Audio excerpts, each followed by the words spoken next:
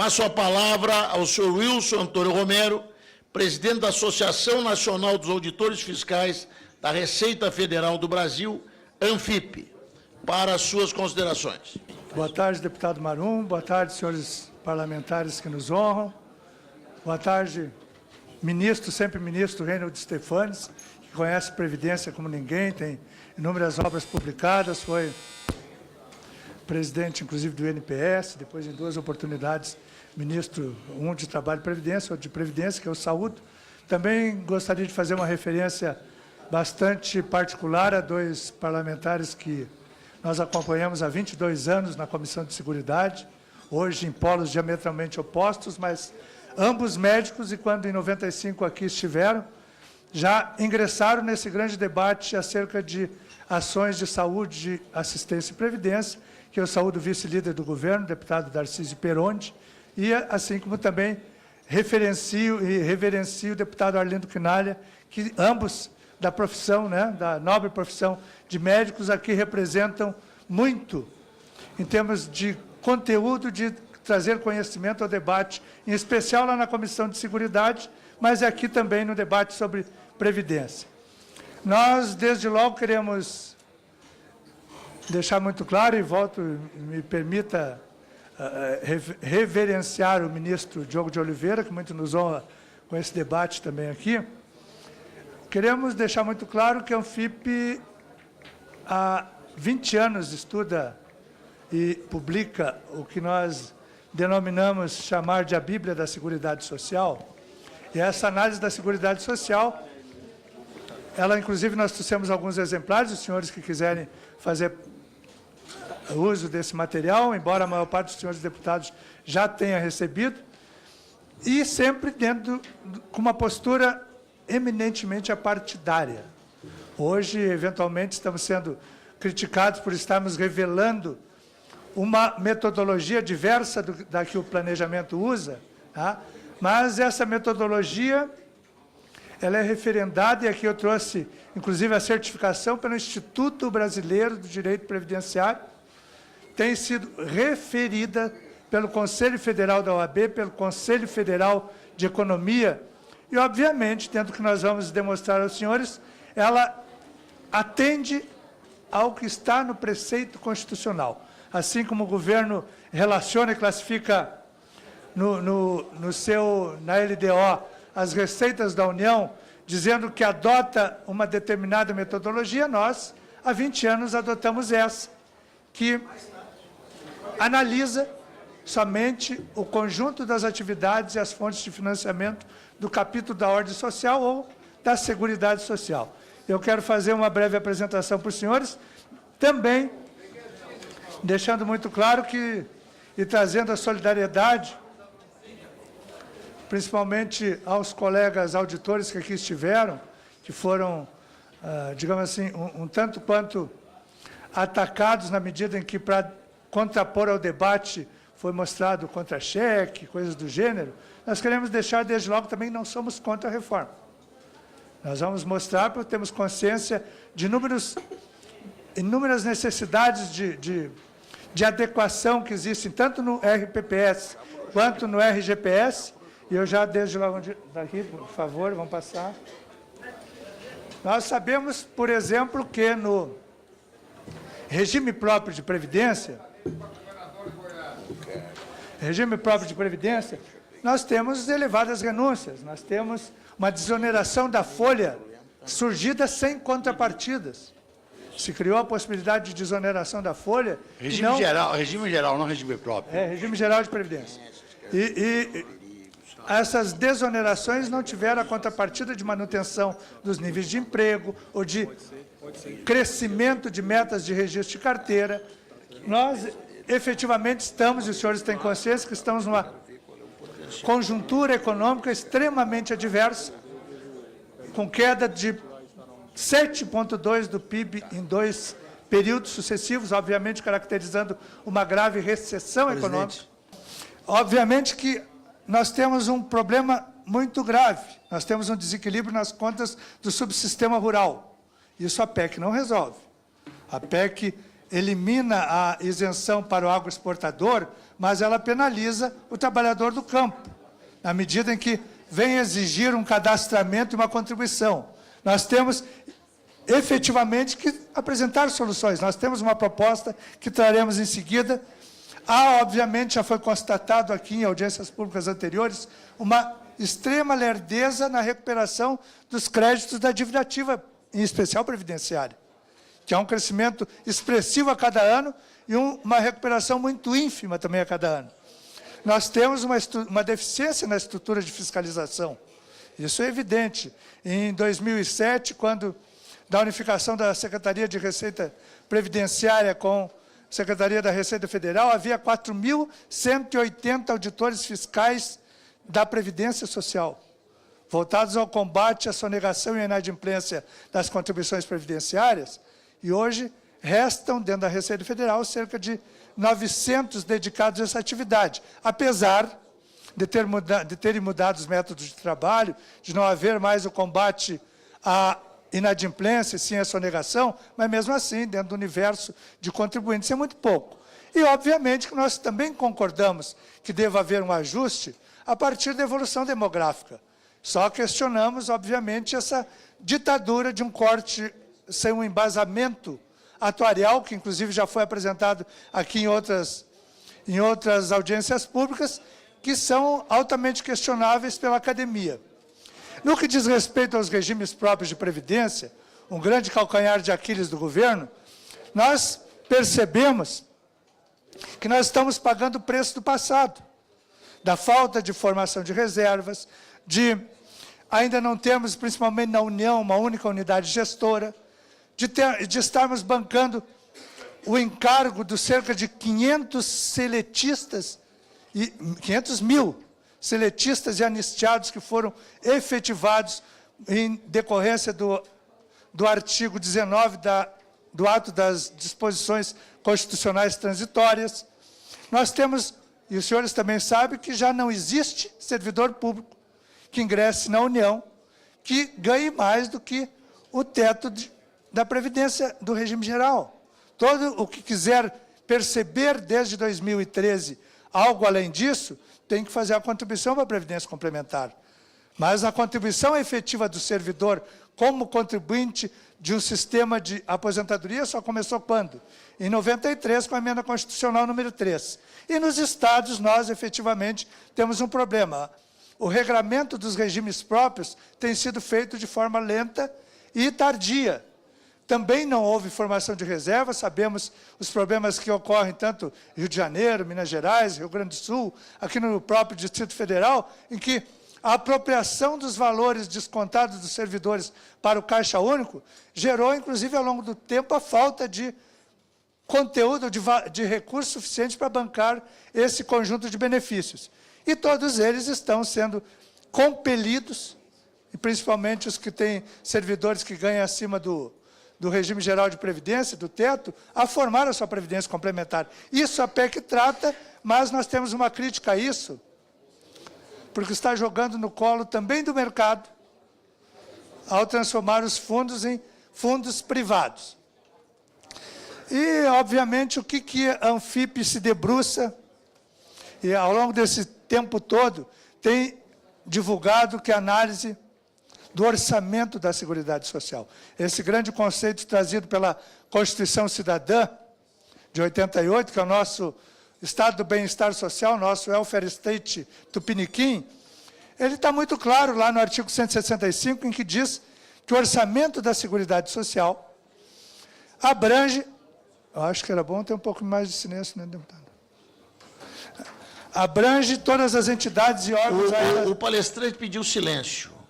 Então, o que está escrito e descrito lá no artigo 165, no inciso 3º do parágrafo 5º, é que o orçamento da Seguridade Social, abrangendo todas as entidades e órgãos a ela vinculados, da administração direta ou indireta, bem como os fundos e fundações instituídas e mantidas pelo poder público. E sabemos muito claramente que temos visto a declaração do governo com revelações em que ele insere no orçamento da Seguridade Social os benefícios devidos aos servidores civis e militares, que não estão no capítulo da Seguridade Social. Eles estão no capítulo da organização do Estado, dentro da metodologia que adotamos, que foi referenciada e atestada a sua constitucionalidade pelos órgãos que nós já citamos no início, e lá está muito claro, no artigo 40, que o regime de previdência de caráter contributivo integra o quê? A administração pública e a organização do Estado. Nós já revelamos e, digamos assim, concordamos que há problemas nesse setor e nesse regime de previdência, mas não concordamos com a inserção tanto dos civis quanto dos militares que estão contemplados no artigo 42 e 142 da Constituição, ou seja, também no capítulo da organização do Estado, como sendo necessário, sendo cabível, colocar no cômputo das contas da Seguridade Social. E quero só referir, se fala que se roubou muito na Petrobras, mas não tem instituição que tenha sido mais saqueada ao longo dos últimos 50 anos, praticamente, do que a Previdência Social. O ministro Reinhold Stefanes, inclusive, é referência numa dos seus livros, lá em que ele fala de reforma da Previdência sem segredos, e ele já falava que os déficits eram decorrentes da ausência de um fundo de reserva. Ao mesmo tempo, ele fala que os saldos da Previdência foram usados na construção de Brasília, etc., etc., deixando muito claro isso que nós atestamos. Há desvios históricos que, se tivessem esses recursos provisionados, nós teríamos um estupendo fundo de previdência e assistência social. É óbvio que isso faz parte do anedotário, mas cabe referenciar que, por exemplo, os IAPs, na década de 50, eram obrigados a subscrever ações preferenciais das estatais. Quando foram privatizadas essas estatais, o dinheiro não voltou para os cofres da Previdência. Depois, quando surgiu o BNDE, sem o S ainda, havia obrigação dos antigos institutos de aposentadoria e pensão de conceder empréstimos. A Brasília faz parte também do anedotário, que aqui se destinou para a sua construção 52 bilhões e meio de dólares.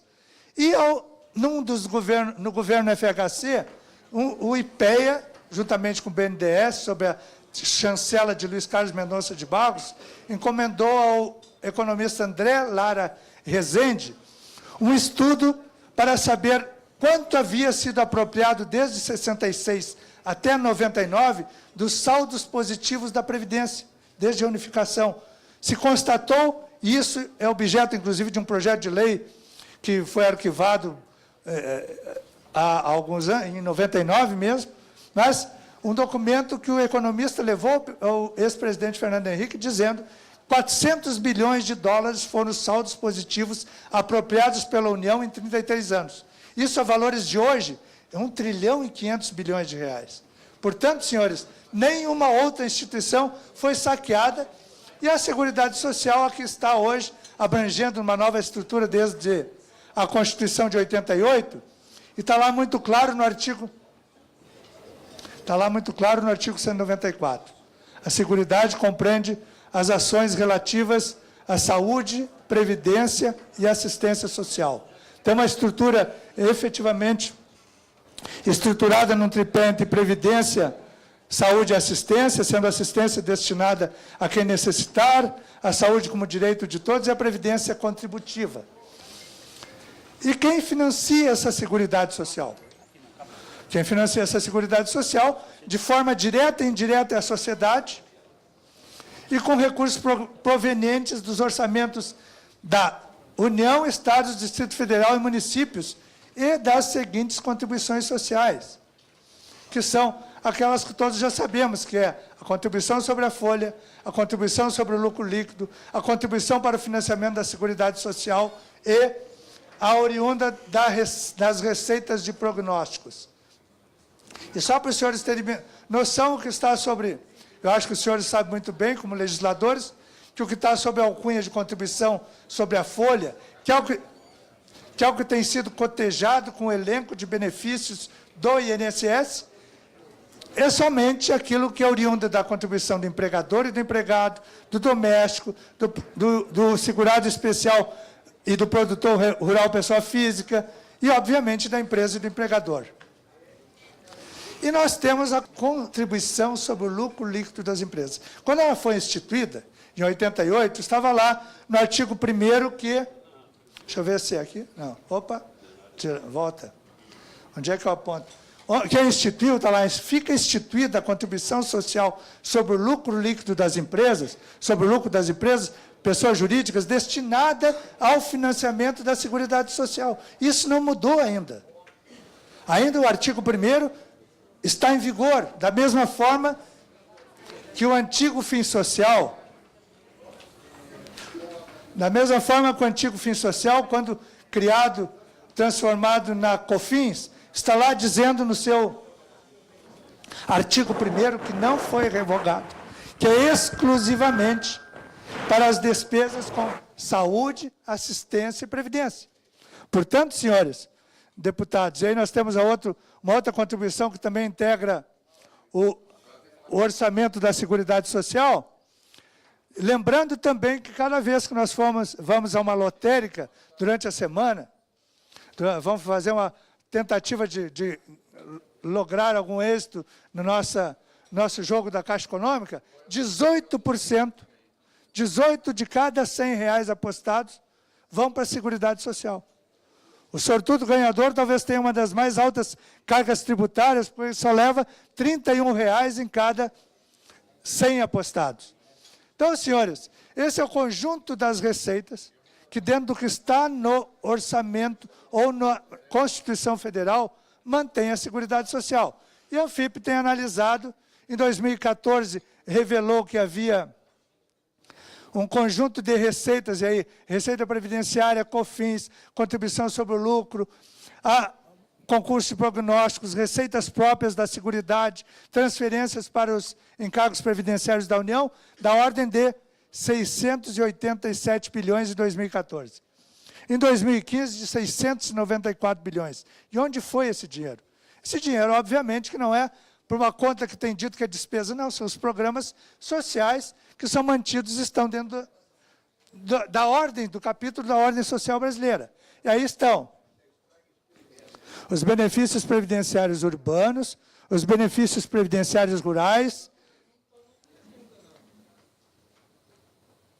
as compensações com os regimes próprios, que, para quem não sabe, é o cruzamento de contas entre os regimes de Estado, União e município, quando o servidor leva o tempo da iniciativa privada, tem que haver o encontro de contas, os benefícios assistenciais para idosos, deficientes, saúde, assistência social, os benefícios do FAT, o seguro-desemprego, e mais o abono anual, mais os rendimentos, estão aí, obviamente, compreendidos. As 14 milhões de famílias que recebem Bolsa Família são mantidas pela Seguridade Social.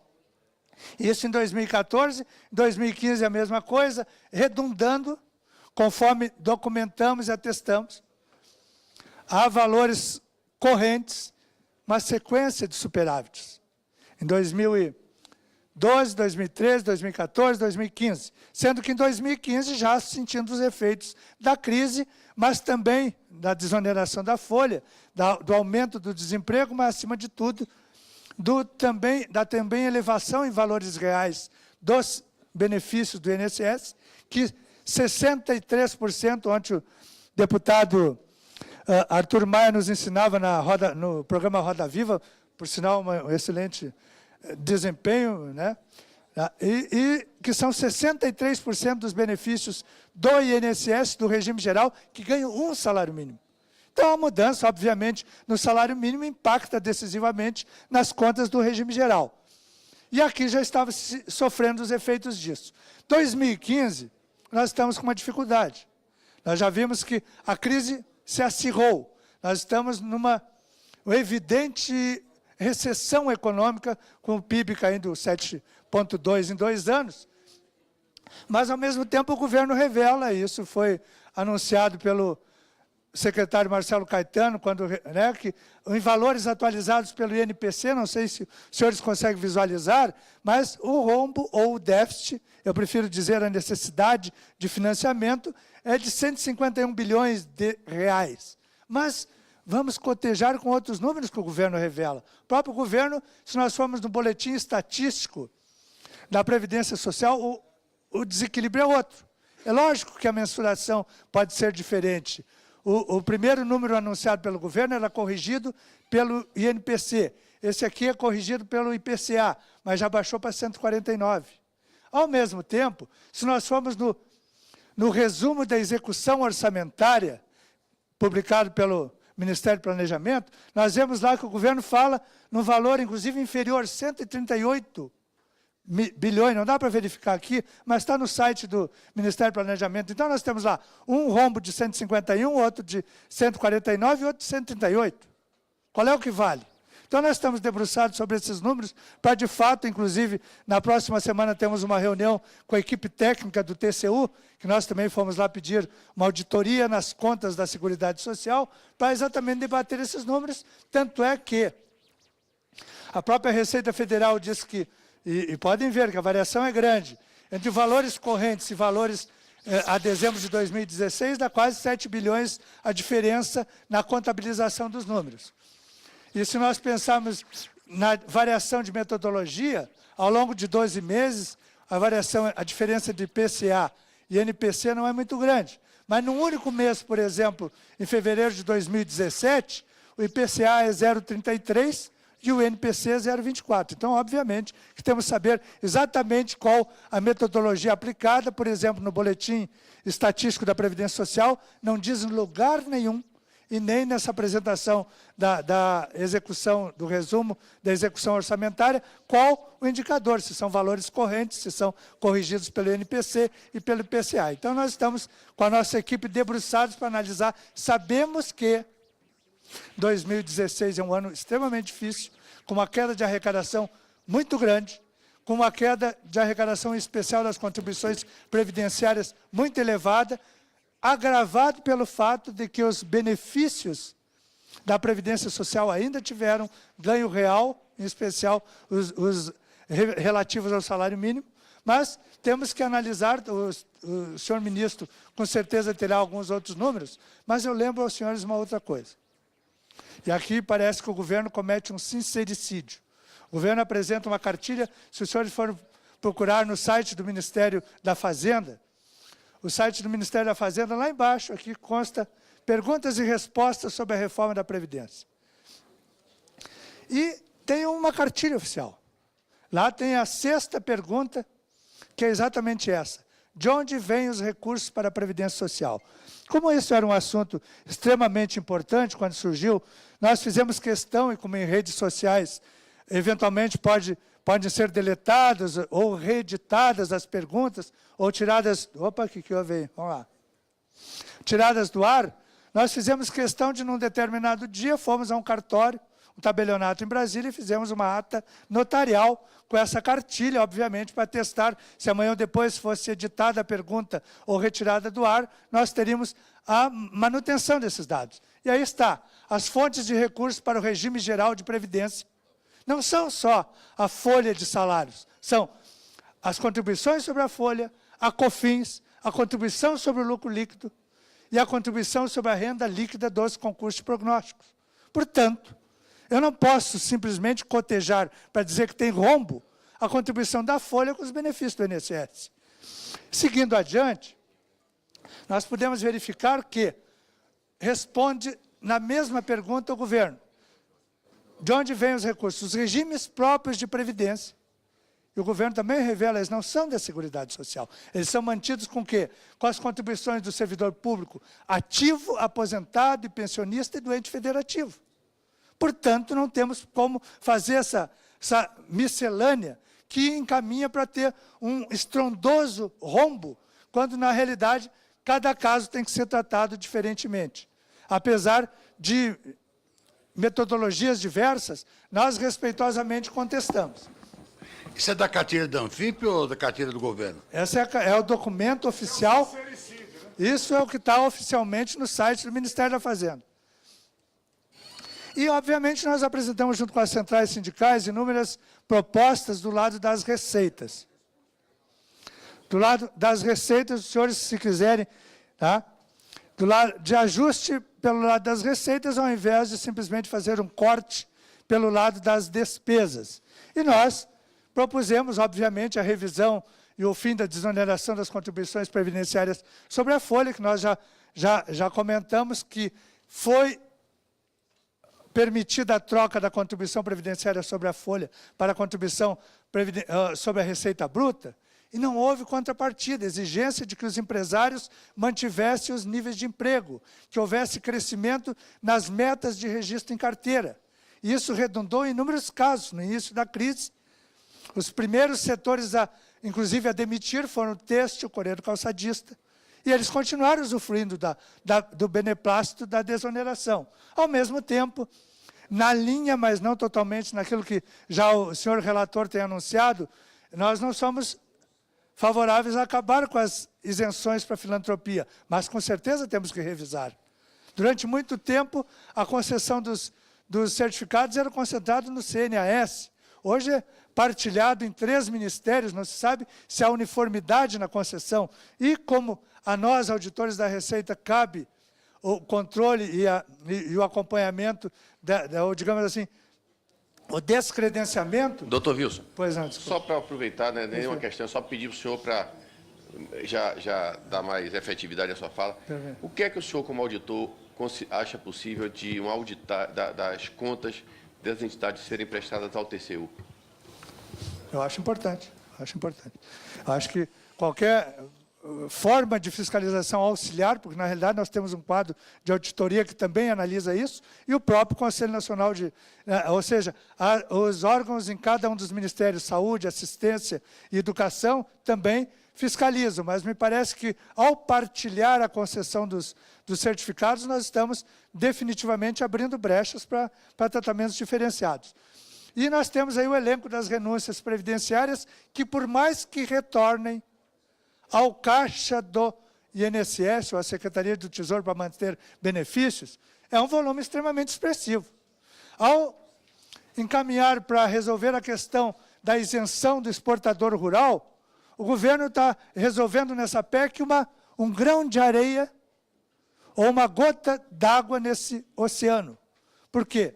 Porque nós temos um desequilíbrio no subsistema rural de 100 bilhões.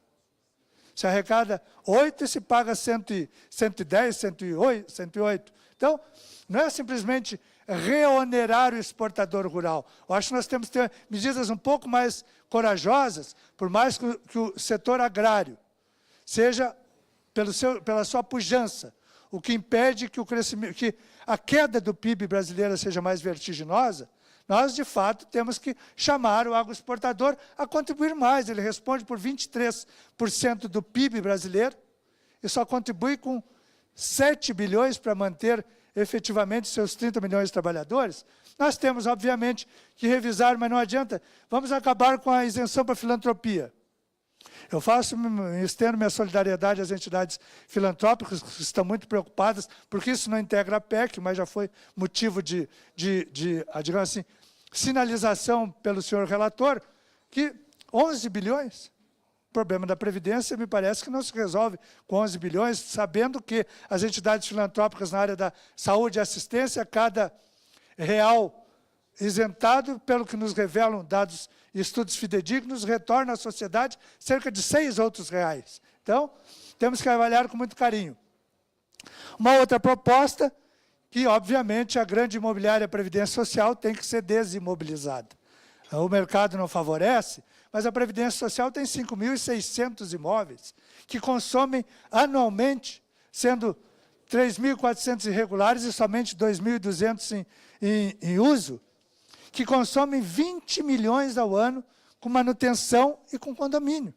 Isso é dinheiro sagrado de aposentado e pensionista que está indo pelo ralo. Uma outra proposta, é óbvio, teve uma grande discussão e até, lamentavelmente, eu recebi um documento elaborado pelo gabinete de um deputado em que diz que a Anfip usa como receita a DRU. Não existe isso, em momento algum. Em nenhuma das nossas publicações nós falamos que a DRU é receita. Muito pelo contrário. Nós achamos que a possibilidade da desvinculação das receitas da União, que surgiu lá em 94 em razão do volume de contribuições ter crescido em demasia, tá? E o governo não querer cumprir o que está no texto legal que que instituiu as contribuições, permitiu que esse Fundo Social de Emergência, lá da Emenda Constitucional de Revisão de 94, depois novamente alcunhado de Fundo de Estabilização Fiscal e agora a DRU, ele permite, de fato, segregar, desvincular. Mas isso não significa que o governo utilize, ao segregar, e isso registra o balanço orçamentário, ele retorna para dar cobertura. Então, o levantamento que se tem só dos últimos 4 anos, que a DRU pôde levar, se não tivesse que retornar, inclusive para pagar os benefícios da Seguridade, no total na ordem de 60, 63 bilhões, e agora, com a emenda constitucional 93, se aplicada na sua íntegra, nós poderemos desvincular das contribuições sociais, num período de 12 meses, sem... Peço silêncio, por favor. Poderemos desvincular, num período de 12 meses, 100 bilhões de reais. Se o sistema é deficitário, como é que vamos fazer desvinculação e destinar a outras finalidades, algo que principalmente é destinado aos programas de saúde, assistência e previdência? E, obviamente, nós temos que, já foi motivo de debate aqui, nós temos que criar mecanismos mais ágeis de cobrança da dívida ativa. Essa dívida ativa que aumenta mais do que 20% ao ano, e que há uma recuperação ínfima, de menos de 1%, em que, num primeiro momento, no governo anterior, se revelava ao fim de 2015, que havia 374 bilhões de dívida ativa da Previdência. Sabemos, e há pouco nós tivemos a revelação dos 500 maiores devedores, que há empresas falidas, de recuperabilidade remota, mas mesmo assim, como uma procuradora bem disse aqui na audiência pública, pelo menos metade pode ser recuperado. Metade disso são 210 bilhões. É dinheiro, de fato, se nós perdemos 200 e tantos bilhões, os outros 200 podem vir para a conta e, acima de tudo, para bancar o equilíbrio das contas do regime geral de previdência. Isso é regime geral de previdência. É o benefício que 87% deles é menor do que o salário mínimo. O que nós falávamos antes, já mencionado, a melhoria da fiscalização, que hoje tem cerca de somente 900, a revisão das alíquotas do agronegócio. Eu acho que é importante a gente perceber e tentar negociar, não vai se resolver um desequilíbrio da ordem de 100 bilhões de reais. 100 bilhões de reais é a diferença entre o que é arrecadado na área das contribuições do subsistema rural e o que é pago de benefício. Nós vamos continuar com esse desequilíbrio, então nós acho que vamos ter que encontrar, e eu apelo ao senhor relator, que busque outra alternativa, que não é simplesmente acabar com a isenção do agroexportador. Não é somente penalizar o agricultor, o trabalhador do campo, que vai desmanchar o seu núcleo familiar e fazer com que cada um seja cadastrado para contribuir, para ser, de fato, fazer jus ao benefício depois de 65 anos. Imagina a mulher camponesa, depois de 65 anos, ter que buscar uma aposentadoria. Como já alguns, por aí, inúmeros convites de que os senhores parlamentares acompanhem as camponesas na sua lida diária. Nós também podemos fazer isso.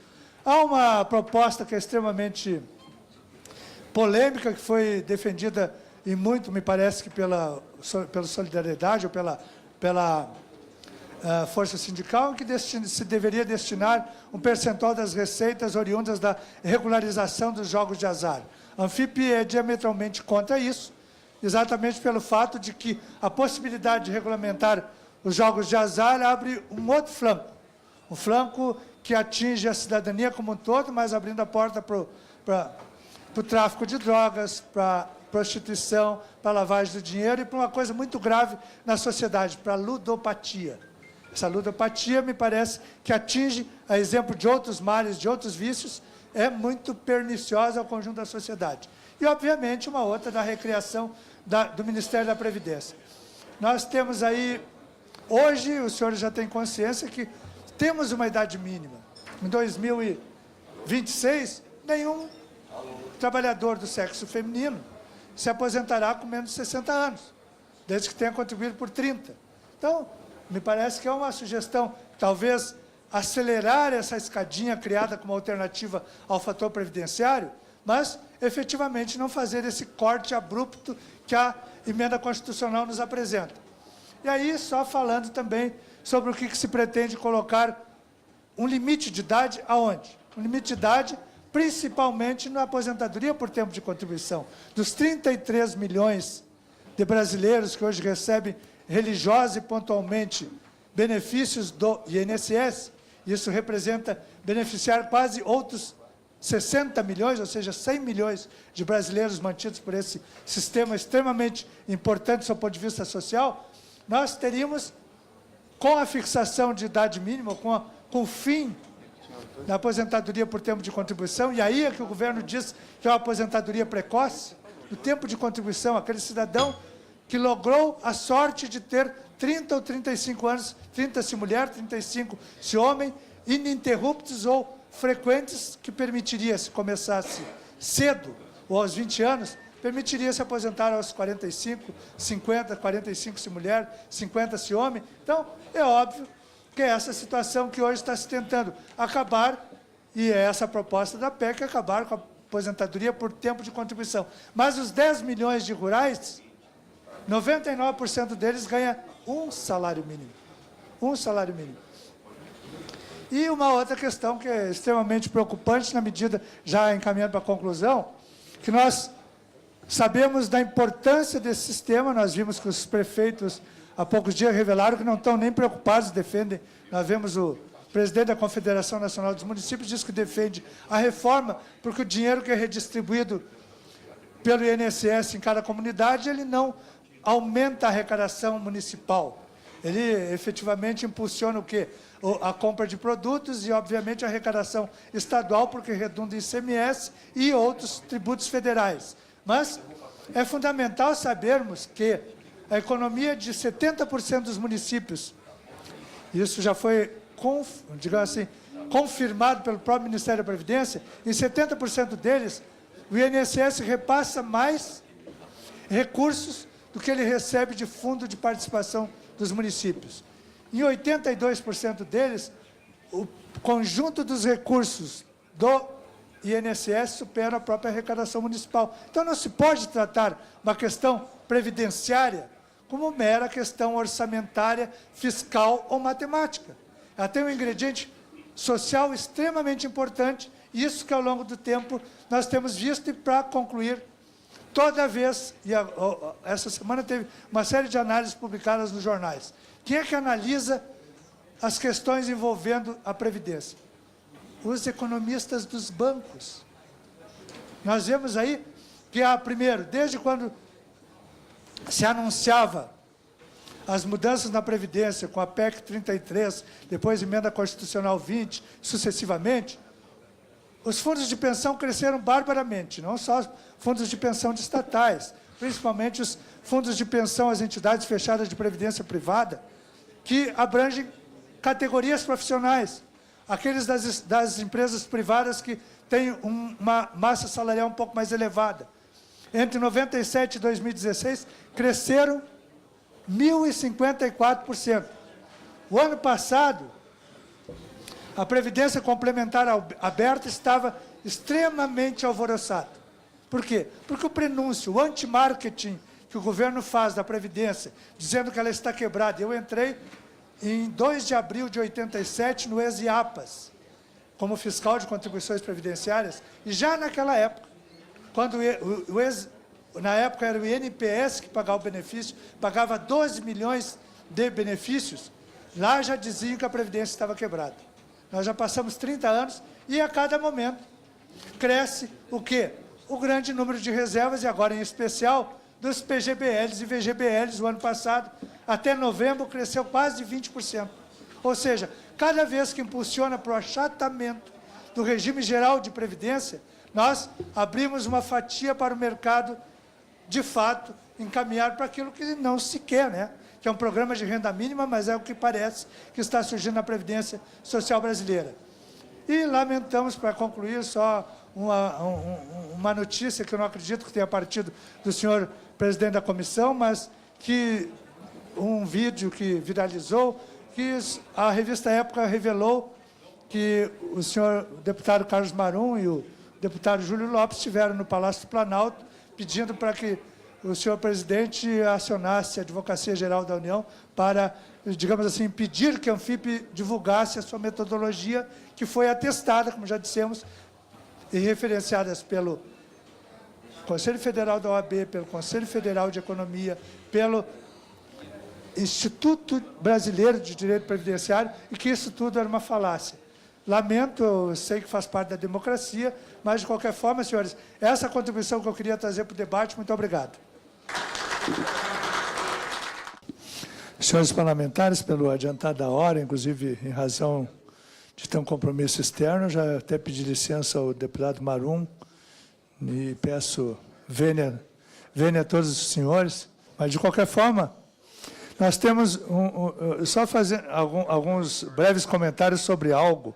Sempre se falou em reposição de 58%, 78% na Previdência Social brasileira, mas se todos os trabalhadores receberem salário mínimo e depois receberem uma aposentadoria de salário mínimo, haverá reposição de 100%.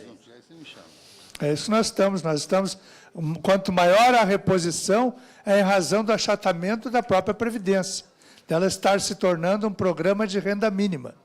E porque, como já foi documentado aqui, 63% recebem igual a um salário mínimo e 84% abaixo de 2.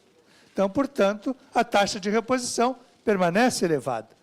Ao mesmo tempo, nos pergunto se nós temos propostas. Nós primeiro temos uma entidade que há 50 anos nasceu no seio dos agentes de fiscalização dos antigos IAPs, que se reuniram lá no Rio de Janeiro em 1950, há 67 anos, os agentes de fiscalização dos antigos institutos de industriários, bancários, comerciários, se reuniram e fundaram a Anfip. Desde então, nos dedicamos a ser uma das trincheiras de defesa dessa Previdência, que é muito importante, senhores parlamentares, vossas excelências sabem, que a Previdência retirou, nos últimos 10 anos, 26 milhões de pessoas abaixo da linha da pobreza. E pela proposta hoje apresentada, que pode, inclusive, ser agravada se formos olhar no que está no programa do PMDB, lá da Ponte para o Futuro, nós, com a desvinculação do salário mínimo, dos benefícios assistenciais e da pensão, nós vamos empurrar novamente esse contingente para baixo da linha da miséria. Então, é uma preocupação. No que diz respeito a servidor público, muitos parlamentares citam o fato de que estão tratando com marajás que se aposentam com 20, 30, 40 mil reais, e isso, nós, no âmbito do serviço público, nós tivemos, desde 88, 6 emendas constitucionais. A emenda 3 de 93, que instituiu a contribuição, que antes não era obrigatória, só havia a contribuição para pensão por morte, por benefício de risco. Depois, a mudança de idade mínima em 98, na PEC 20, depois a 41, 47, e, por fim, a 70 e a 88, que regularizaram a questão envolvendo a aposentadoria por invalidez e o aumento da idade para aposentadoria compulsória. Portanto, como os senhores sabem, desde 2003, ninguém mais se aposenta com paridade e integralidade, e desde 2 de 2013, no âmbito do Serviço Público Federal da União, ninguém se aposenta com mais do que R$ 5.531, que é o teto do regime geral. Apesar de aqueles anteriores servidores que ingressaram pelas regras da Emenda Constitucional 47, ingressaram antes de 98, continuarem a contribuir sobre tudo que ganham. E, obviamente, se preencherem os requisitos dessas emendas, poderão ainda fazer jus, apesar da reforma, colocar por terra essa regra de transição. Temos uma outra proposta que é extremamente, eu acho que o senhor relator vai analisar com muito carinho, é que nós temos uma mudança na prescrição e decadência das contribuições previdenciárias, que antes era vintenária, ou seja, ela prescrevia e decaía em 20 anos, com mudança e inclusão dentro do Código Tributário Nacional, elas passaram a ter prescrição e decadência de 5 anos. Se hoje ela vai valer para um decurso de vida de 25 ou 49 anos, eu acho que, com certeza, nós temos que excluir da regra existente no Código Tributário Nacional e aumentarmos a prescrição e decadência dessas contribuições que valerão para uma vida laboral do trabalhador do regime geral. Uma questão que o ministro Diogo coloca, ele coloca na conta, inclusive, do déficit da Seguridade, os 37 bilhões dos militares. Mas, se os militares não são tratados agora, como é que vai fazer já essa conta? Acho que nós tínhamos que também desconsiderar, né? Vai ser abordado a posteriori.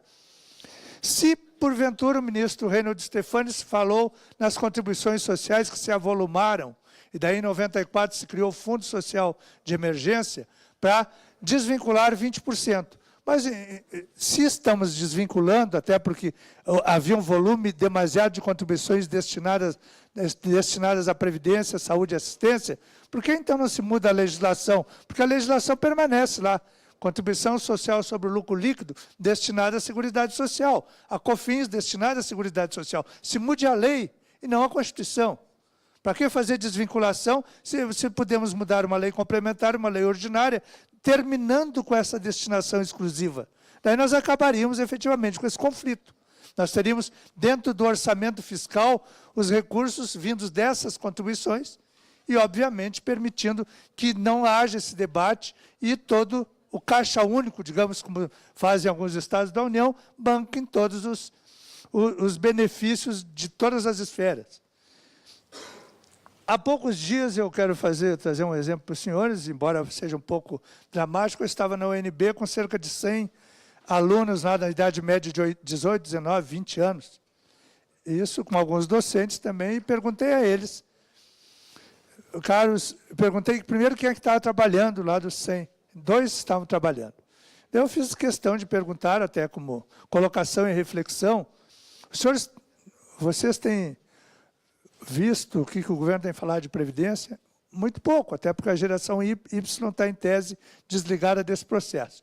Mas perguntei se vocês, amanhã, arrumarem um emprego, não, uma ocupação, que, lamentavelmente, não tendo emprego, nós encaminhamos para ocuparmos o trabalhador, se vocês arrumarem um emprego e souberem que tem que contribuir por quase meio século, para, ao final desse meio século, fazer jus a uma aposentadoria que é integral, mas não é integral do último salário.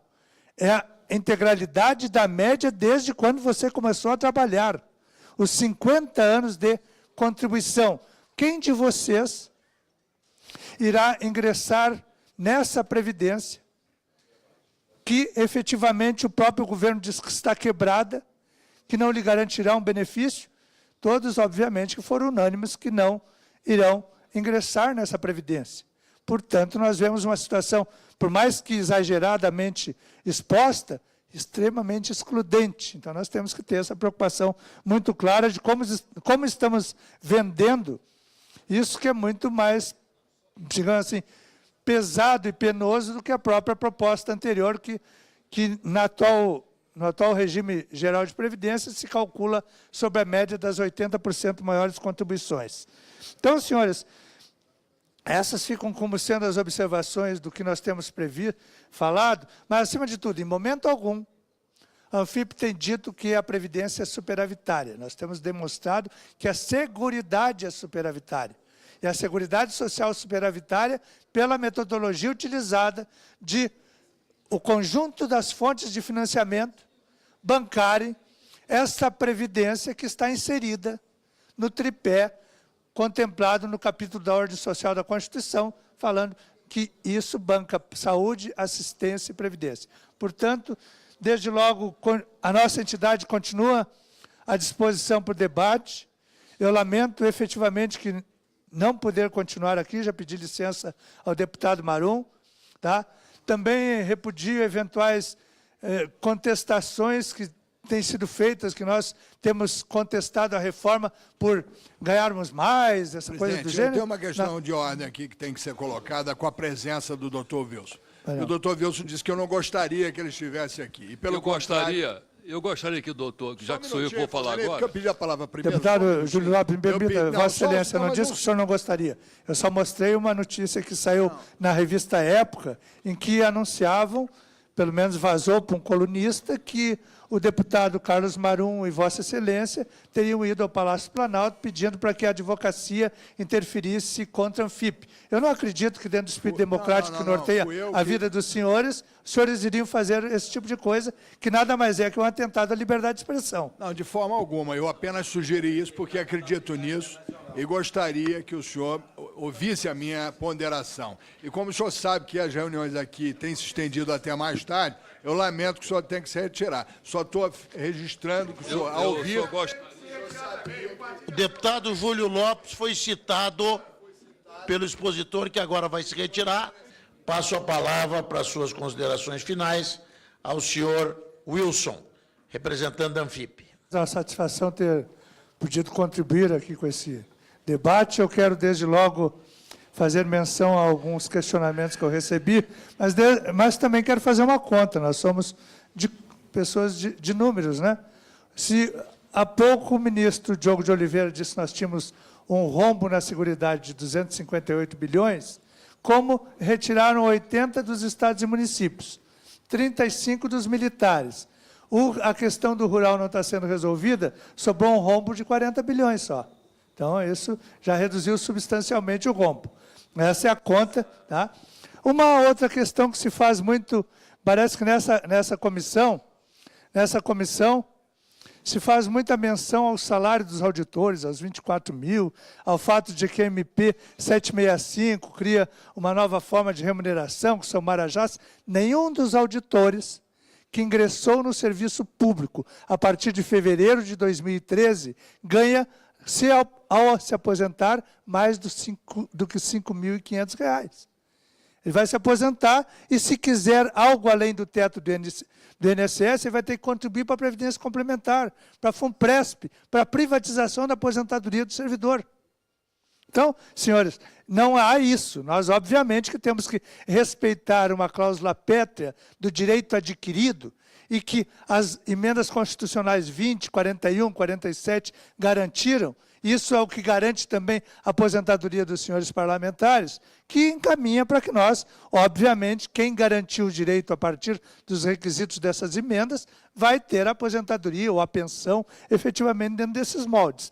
Ao mesmo tempo, falam que se granjeou um grande aumento. Que grande aumento é esse para a carreira dos auditores? Eu quero colocar que numa inflação de 32%, o governo deu 10,8% de aumento.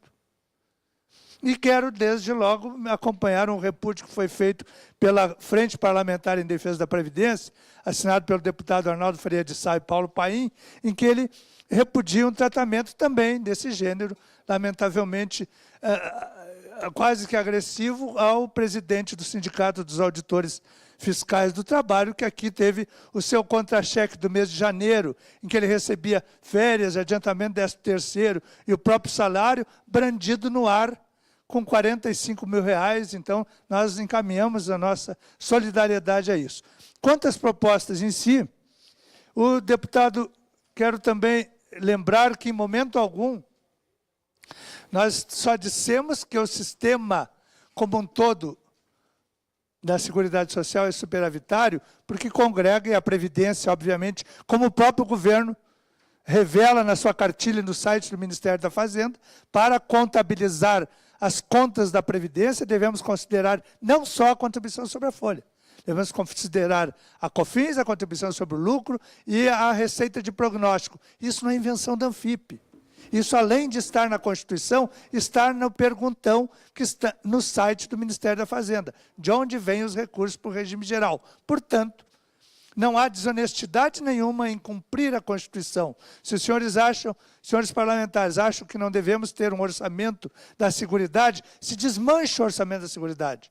Acabem com contribuições sociais destinadas exclusivamente para a Seguridade e coloquem no bolo geral do orçamento fiscal. É uma solução que pode ser feita nessa PEC. Não tem porquê termos um orçamento de Seguridade se há desvinculações, se há outras destinações, etc., etc. Aqui se mencionou também que não resolve tratar de sonegação de imóveis, de dívidas, de renúncias. É o ralo. Todas essas questões são paliativas, mas é o ralo do dinheiro da Previdência que está indo. Nós temos que solucionar a desimobilização, que consome 20 milhões ao ano de condomínio e de manutenção dos imóveis previdenciários. É dinheiro de aposentadoria, de benefício BPC. Temos que combater a sonegação, com certeza, com o aperfeiçoamento do quadro. Temos que recuperar a dívida com mais ímpeto. E, obviamente, que temos que resolver a questão das renúncias. Então, não pode passar batida essa questão. Quando o deputado Júlio Lopes também publica um paper dizendo que a Anfip considera a DRU como receita, em momento algum, os senhores receberam o material aí, está à disposição, tanto no livro da Análise da Seguridade, quanto no panfleto que fala da falácia do rombo da Previdência, está lá dito que não se soma a DRU. De fato, existe uma DRU que retira recursos ou segrega recursos da Seguridade Social, mas, em hipótese alguma, a Anfip declara isso. E, obviamente, que nós temos propostas, nós não somos tão, digamos assim, alienados de não sabermos que nós temos problemas no regime geral de Previdência, no regime próprio de Previdência, e agora já, inclusive, não temos mais problemas no regime próprio dos estados e municípios, que o governo está abdicando da possibilidade de reformar isso. Lamentamos. Obviamente, temos que...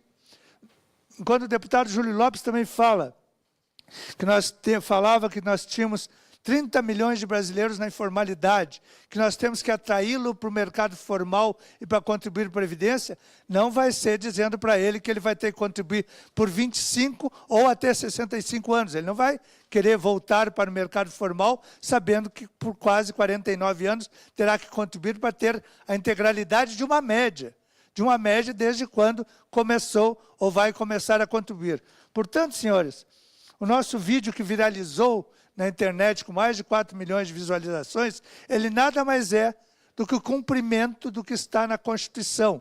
Lembrando que o governo também, apesar de ter o orçamento do conjunto das contribuições sociais, da contribuição sobre a folha, que são destinados à saúde, assistência e previdência, o governo desvincula.